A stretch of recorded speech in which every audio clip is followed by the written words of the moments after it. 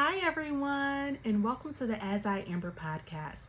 I'm Amber, and I love to talk about music, travel, society, and pop culture. On today's episode, we're going to delve into the topic of adult friendships. Now, as you may or may not know, I feel as if my personality is introverted and extroverted depending on the scenario and situation. I've always been a person that's been kind of to myself. I need a time to recharge my social battery. And although I know a lot of people, I consider very few my actual friends. That's not a diss or dig at anyone. It's just saying the reality of the situation that in life we may know lots of people, but when you go through something like life in these past 3 years with the pandemic, you see who's really there for you. And some friendships, are seasonal or temporary, and some friendships last a lifetime. And I think it's really important to know what works for your personality type and knowing your friend's personality type. So there's this book called The Five Love Languages by Gary Chapman, and he talks about the different acts of service, gifts, words of affirmation, quality time, and physical touch. And I feel like a lot of times people think about the five love languages and only apply it to romantic relationships, but it also can be applied for your relationship with your friends, or it can be applied to a relationship with your family members, your if you have kids, your children, because everyone's personality is different. I have a friend, she's been my best friend since I was 18 years old as a freshman at Fort Valley State University. Her name is Antoinette. Hey girl, hey. And we are the polar opposite, but we know each other's personality. So where she's an early bird morning person, because I lived with her for 2 years in college, I am a late night person.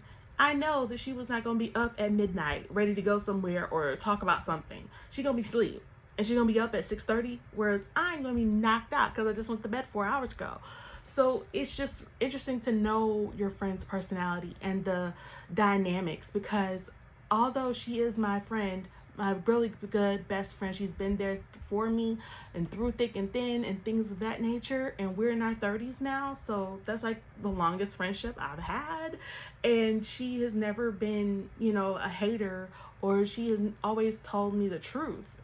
And I think you have to leave room for that, as well as room for people to grow in friendships and relationships, because we're not 18-year-old freshmen in college anymore. We are in our 30s. We're grown women. She's married. I'm not. The dynamics in socially and life-wise are different, but that doesn't mean we are not friends anymore. I think about how seasonal and situational things can be. When people have children or get married, their life dynamic changes. Your friendships take a different rank now. And I go with the flow and ebbs of that. And I think it's important to know your friend's personality type. Like I said, she's an early morning person, I'm a late night person. We live in different cities, but we make an effort to communicate, whether that's once a month we get on Zoom, or we send each other encouraging texts, words of affirmation, things of that nature, because sometimes you can be miles away from people but feel close to them for due to technology like FaceTime, text messaging, internet. And then there's people that live 5 minutes away from you that you have no connection to. So it's really interesting, like how absence sometimes makes the heart grow fonder. The people that we see more frequently, we may not feel as close to, and the people that we don't see as much, we feel closer to. It's really interesting to me. Right before the pandemic, I moved to South Carolina for a job. And then during the pandemic, I moved back to Georgia. Then one of my parents became ill, and I became a caregiver. So in the past 3 years, my life has been flipped upside down, and I would like to take a minute, just sit right back to tell you how I became the Fresh Princess, of life. Yeah, here we go. So during this pandemic, I've realized that people are going through their own battles, but it always warms my heart when someone who is going through something still takes the time to reach out to me and see how I'm doing. And it's mutual, it's reciprocated, because sometimes you can't be like, well, no one's there for me, but did you reach out to them? Did you see how they were doing? Or the opposite could be, are you always the one initiating conversation and reaching out? Because that can get tiresome if you're always the one doing the calling, the texting, the inviting, and you don't get that in return. Pay attention to people's actions or their lack thereof, because they'll reveal a lot to you. And it's not always about us. Sometimes people go through different phases of life. Your friend may have just had a baby. Why don't you call and see if she needs someone to just hold the baby while she take a shower or something? Or call your friends up, text them. You can continue to be friends with people. It's just gonna look different because we are not in college or high school anymore. I think sometimes proximity, people think that they're friends with people because their lockers were next to each other or they saw each other every day. But when the dynamic of not being in the four walls of a classroom or a campus anymore, the dynamic changes and you see, wow, who really was there for you or who wasn't. That's just real. I'm just keeping it a bug. And I think it's really important as we age or get older is to develop new friendships with people, especially when you move or your interest in personality changes. You're going to have some temporary friends and some lifelong friends. And I think it's important to like get involved in hobbies because the things that you like, you can connect with people on that level. So for instance, I like reading. I'm a nerd. I love audiobooks, podcasts, and reading physical copies of books. And I'm a part of a book club. And through this book club, I have met wonderful people who share the same interests as I do, and some people who are the complete opposite of me, but it's cool to listen to their perspective. And I think it's really important to cultivate a hobby outside of work. Like, what do you do outside of work or school? Like, what do you like to do? And when you know yourself, whether that's traveling, hey, I'll go on a trip by myself in a minute. And I've gone with travel groups and I've met people that way who are interested in the same things that I am interested in.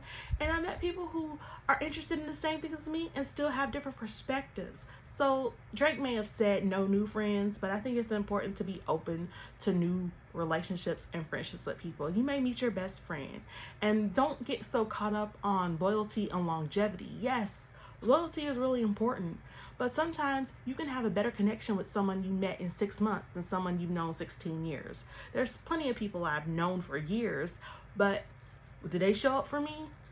Did they text me, call me, see how I'm doing? Yeah, exactly. So with that being said, it's important to know your role in someone's life and just take a look at where you stand in their life and where you stand in your life. And you sometimes have to love people from a distance. Like, I might not see them every single day, but a text message here and there is good. But if you know your love language or your friends lack thereof, you gotta kind of talk about those expectations. Like, hey, if I only hear from you once a year, do we pick up where we left off, or is you need more quality time as a friend? Because it's not fair or it's not fun if you are only being contacted for what you can do or for, emotional support. Like, no one wants to always get a call so they can be your therapist when they don't know what you're going through. The first thing they do is dump all their emotional baggage on you, not asking you, hey, is this a good moment for you? Are you in the mental space to hear this right now? No one wants to feel like they're a burden on anybody, and you want your friends to be there for you, but you got to take in consideration and inventory, how are you there for them too?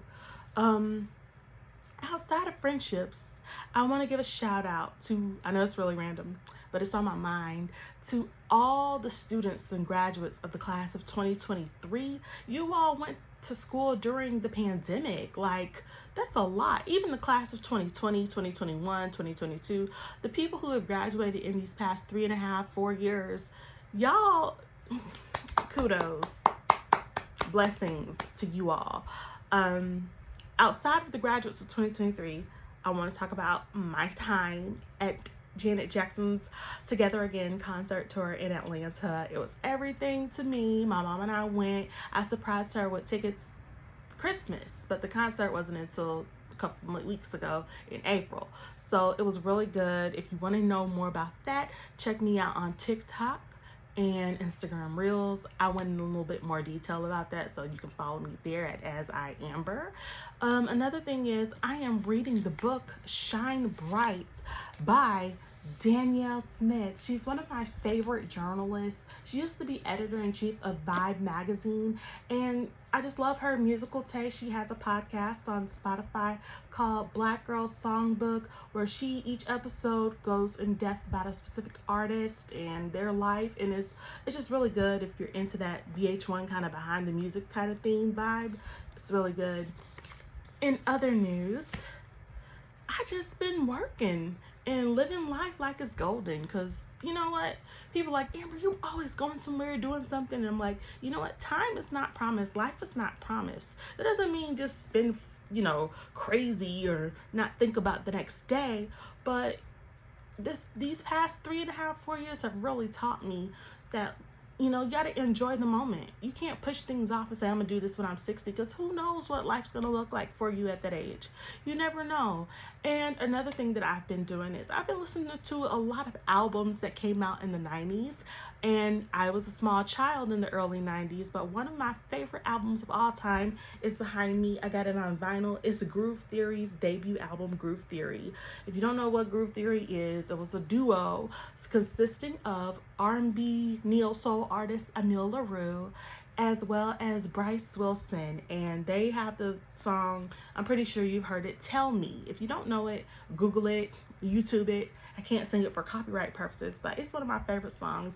And outside of that hit single, that album is like their only album, but like every song on there it hits. It's just really good. So I just been going through the archives, just re-listening to older albums, because I have a newfound perspective because I'm an adult now. So it's really cool to listen to older albums and see how they've aged and how some songs are just classic and timeless. In other news, life has been going pretty well. I can't complain. I'm just so happy that you all have been rocking with me for 7 years on the As I Amber podcast. Can you all believe it? I started this podcast in May of 2016 after seeing Beyonce perform at the former arena, the Georgia Dome in Atlanta, Georgia, and I have been going ever since. So thank you for rocking with me. Like, share, subscribe, watch me on YouTube, and check out the As I Amber website, as well as podcasts, as well as reels in Instagram and TikTok and all the social medias at As I Amber. Thank you for listening. Good night, good morning, or good afternoon. Bye.